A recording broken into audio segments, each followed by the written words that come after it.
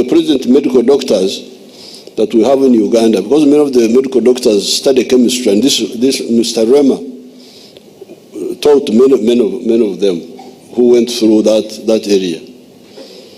Another member of our branch in the UK is Mr. Reeves, who was our organizer when I was an actor of modest fame in the play of The Murder in the Cathedral by Robert Bolt. So I was some sort of actor also.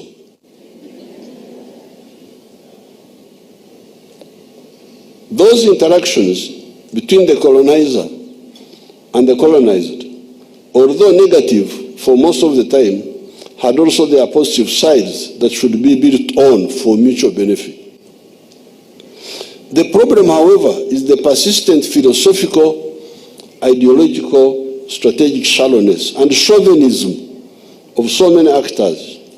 This philosophical, ideological, and strategic shallowness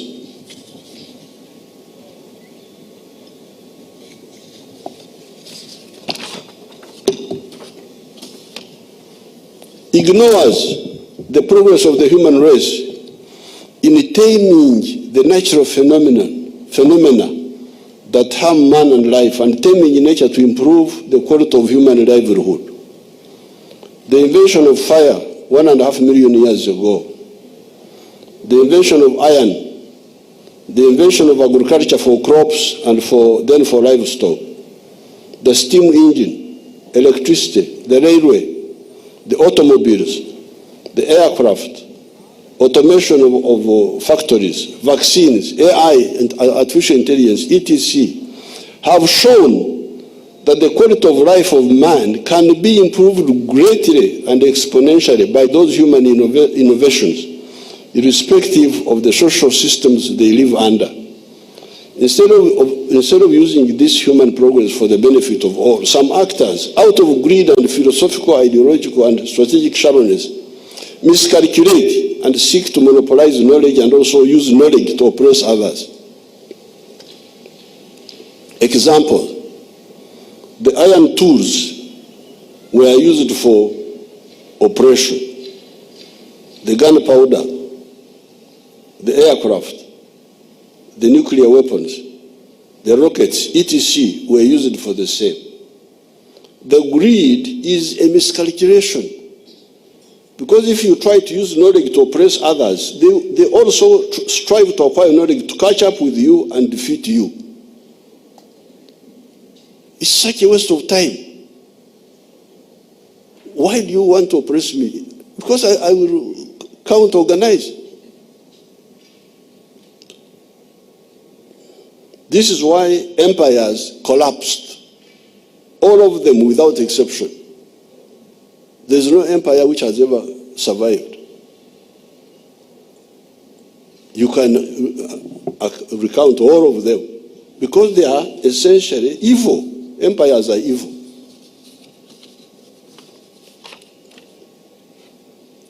When Huntington Speke came here in 1862, Africans in this area did not know much about gunpowder. When Huntington Speke here, we didn't know about gunpowder.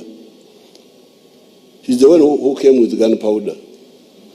Indeed, by 1900, the whole of Africa had been colonized because of gunpowder, except for Ethiopia.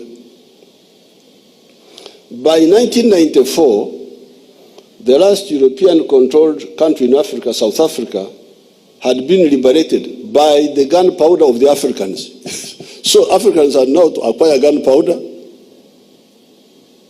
to chase the invaders. And the last one to be chased were the whites, the white domination in South Africa, 1994. A whole century had been wasted on account of promoting parasitism instead of symbiosis. A whole century from 1860s to 1994, fighting.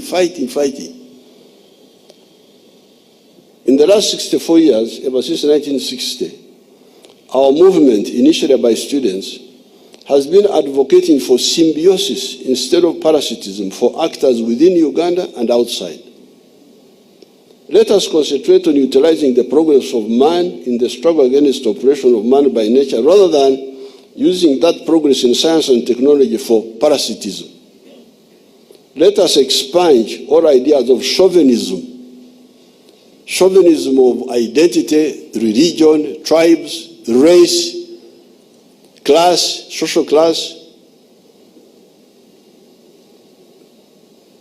If you think you are right, no, what is good for the goose is also good for the gander. This is one of the English proverbs. What is good for the goose is also good for the gander. What is good for you is good for everybody. If you want freedom, if you value freedom, then you should value the freedom of everybody. If you value independence, if you value dignity, then you must respect the dignity of everybody.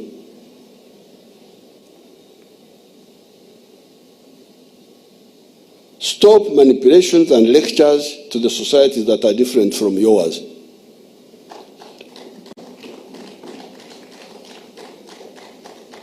If you think you are right, influence people by example.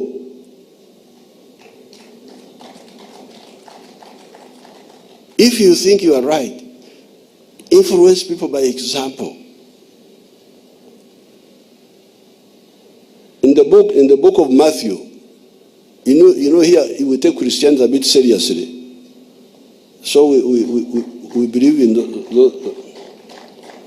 in the book of Matthew, chapter 5, verse 16, it says, "Let your light so shine before men that they see your good deeds and praise your Father in heaven."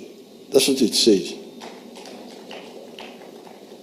It doesn't say lecture people, do that. No, you do good things. Then the people will see that what you believe is good, and they will copy you voluntarily.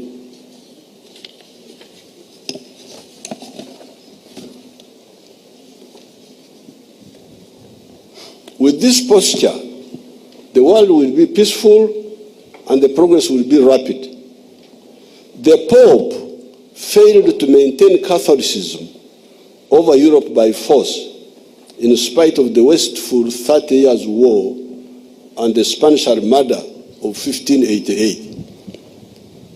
You know, when Henry VIII of UK wanted to marry another woman, and then the Pope tried to dictate, and then there was a split.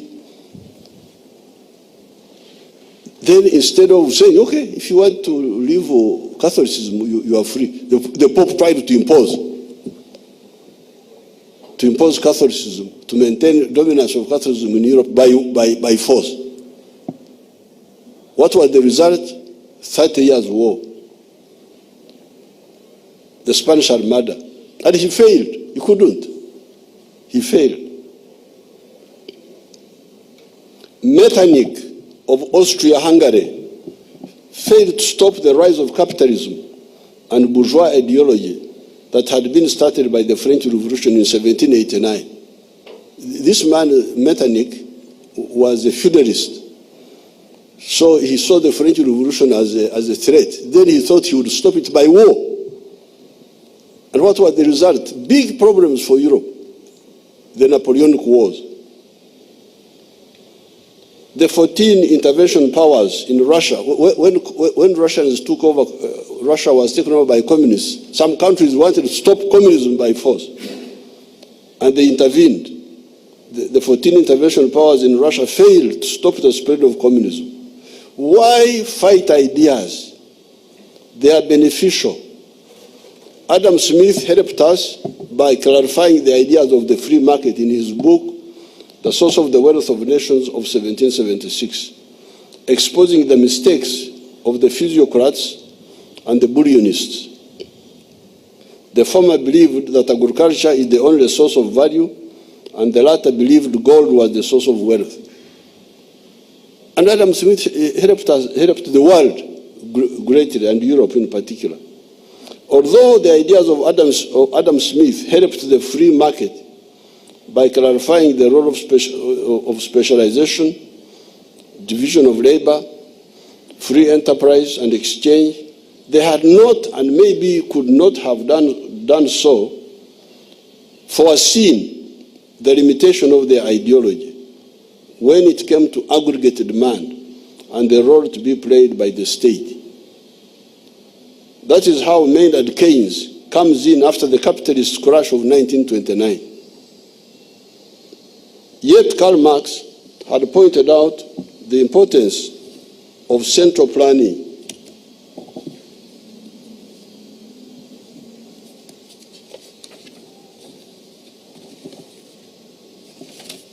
Some years before, in his manifesto of 1848. All these ideas about society, especially wealth creation, add something, although they may overlook something else. We, the calm and greedy and development-minded people, have benefited from all these different and sometimes contradictory ideas. That is how we have been able to turn a very bad situation in Uganda into a positive one. I commend this approach to the Commonwealth, and it is my honor to declare opened the conference. Thank you very much. Thank you, sir.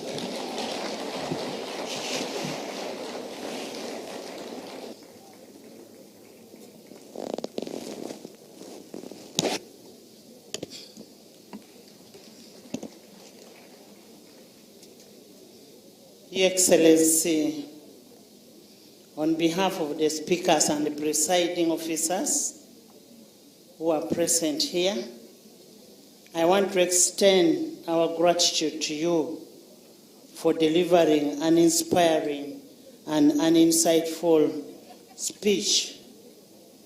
Some of us have gotten to know what we didn't know before. Your words will undoubtedly foster a deeper sense of unity and collaboration among us, the speakers and presiding officers of the Commonwealth. We want to thank you again for your wisdom and guidance, and we are forever indebted to you.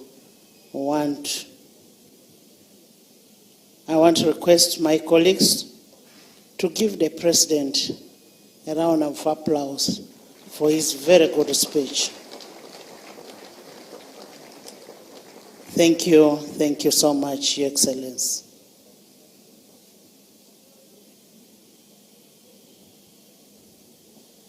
The anthems.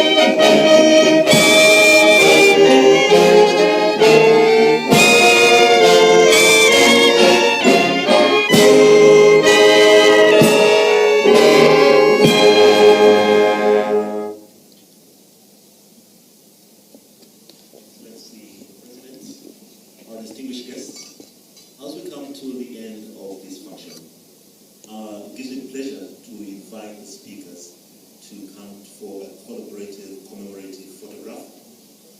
And as we prepare for the photo, I will kindly ask that His Excellency the President will wait until the speakers are organized on the podium and then join them.